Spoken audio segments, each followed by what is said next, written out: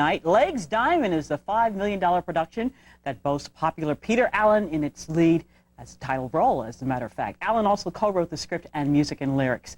It was scheduled to open December 11th, but a postponement and a major overhaul followed. Now, is Legs Diamond a cut above the rest? Jeffrey Lyons has his review. Usually, or so it seems, when a Broadway musical shifts its opening to the day after Christmas, you get the feeling that somebody's trying to hide something. With Legs Diamond, I kind of think that's the case. It's not that Legs Diamond is a terrible musical, it's just so relentlessly ordinary. After all the postponements and hearing about its enormous $5 million budget, astonishing for Broadway, watching it brings to mind the famous quote from Dorothy Parker, who, under different circumstances, said, "There's no there there." The sets are astonishing, but sometimes they're so amazing they're distracting. Peter Allen, away from his familiar at-the-piano setting as he usually performs, is totally bland, almost invisible, in fact, as the bootlegging gangster and the song and dance man in the 30s. He is all wrong for the role, singing his own songs. This is an evening of frantic energy, but it's nothing more than a dozen finale numbers.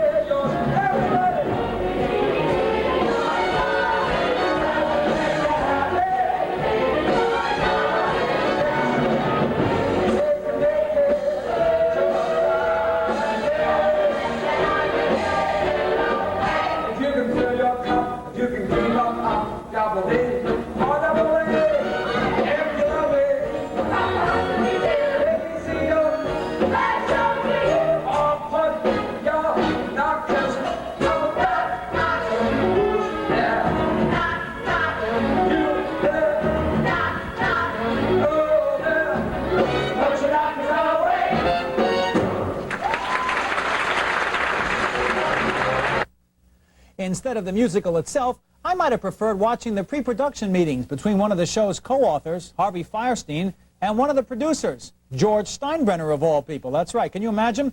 As for Legs Diamond itself, it's an overdone, overdressed, overproduced, enormous rhinestone. I'm Jeffrey Lyons. Not quite a gem of a musical, says Jeffrey. That's USA Tonight for this Monday. I'm Sheila. To celebrate tonight's opening of Legs Diamond, starring, yes, Peter Allen. Robin Carter is there in the thick of it all. Robin, I understand you have the man out there himself. And they are in high gear here at the Marriott Marquis. This is the opening night party for the opening of the first and only homegrown musical to bow on Broadway this season. Legs Diamond, of course, is the show we're talking about, and despite all the troubled talk about the previews, everybody here is in a festive mood tonight. Peter Allen took his first official bow as the gangster Legs Diamond on Broadway tonight. Big applause for him. He's wanted to bring this show to Broadway for 5 years now, but if you've been following this saga, you know that what it took to get to this point of opening night is more dramatic than any plot could be. Previews were postponed. Feverish rewriting went underway, and opening night was also delayed twice. But big sellout crowd for opening night tonight. Lots of investors were on hand, the money men and the celebrities were on hand. Talk to me about how they felt about opening night. Harvey, you know about all the bad buzz that the show has gotten. How do you think it affects things? Do you think it's going to make it? Well, let's put it this way. If we make it tonight, we'll become legend. If we don't make it tonight, we'll become legend. Couldn't hurt. Couldn't hurt. We've done the impossible. We've made New York look twice. What brings you out tonight, Peter Allen? Yes, we're coming to see him. It's terrific. What's your gut feeling about this? I don't know. All I know is that Peter is so talented and so wonderful, and he's got a wonderful cast, and I'm really looking forward to it. What do you think about the talk about the show's troubles? Do you think it's going to hurt it? Of course not. I'm my own critic.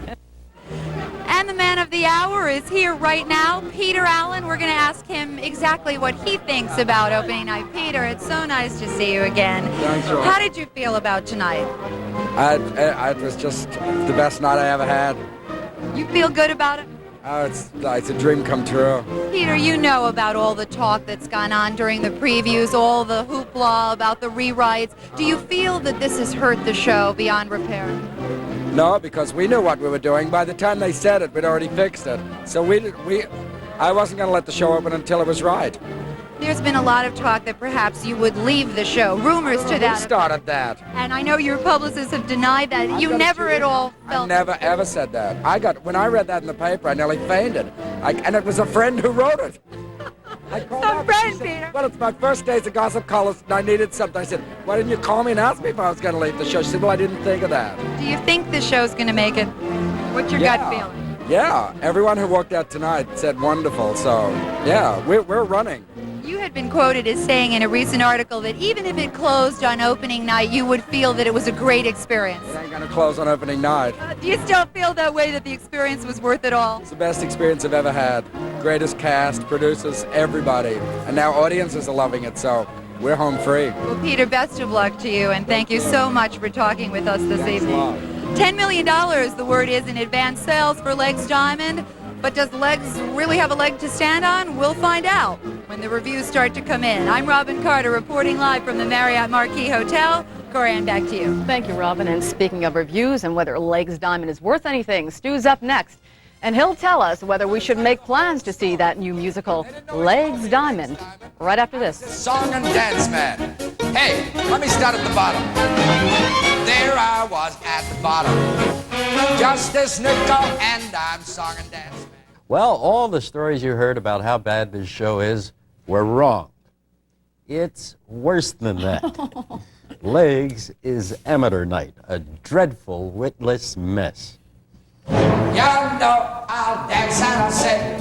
I'll do anything just to get my name in lights.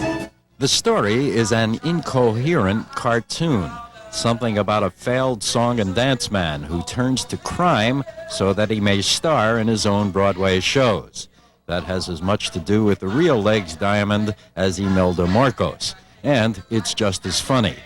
The songs? Listen. I was made for champagne, but don't get me wrong, I'm still glad I came To those Virgin Islands. Oh, I never been there. I mean, it looks like Moose Murders. And you haven't seen the ballet tap dance number with the girls wearing reindeer antlers, or Legs dancing the tango with a heavy female impersonator. Like this dumb blonde, almost every character is depicted as a moron, but without satiric wit.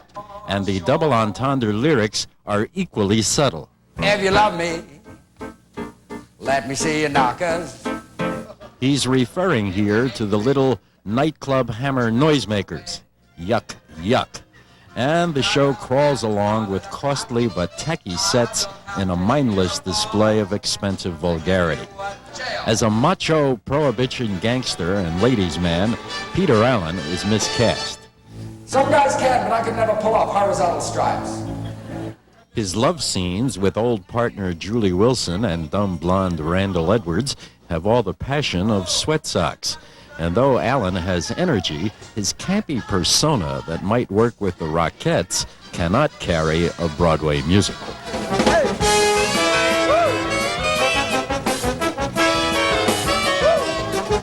The show is screamingly over-mic'd, and late in the proceedings, when one character yells, quote, "I'm getting too old for this crap," it was food for thought.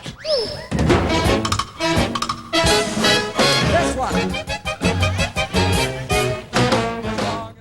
In the second act, at his own funeral, Legs rises from his coffin and tells the mobsters who thought they had murdered him, quote, "I'm in showbiz. Only a critic can kill me." Mm-hmm. Legs, rest in peace. Corianne? You took care of him. Thanks very much.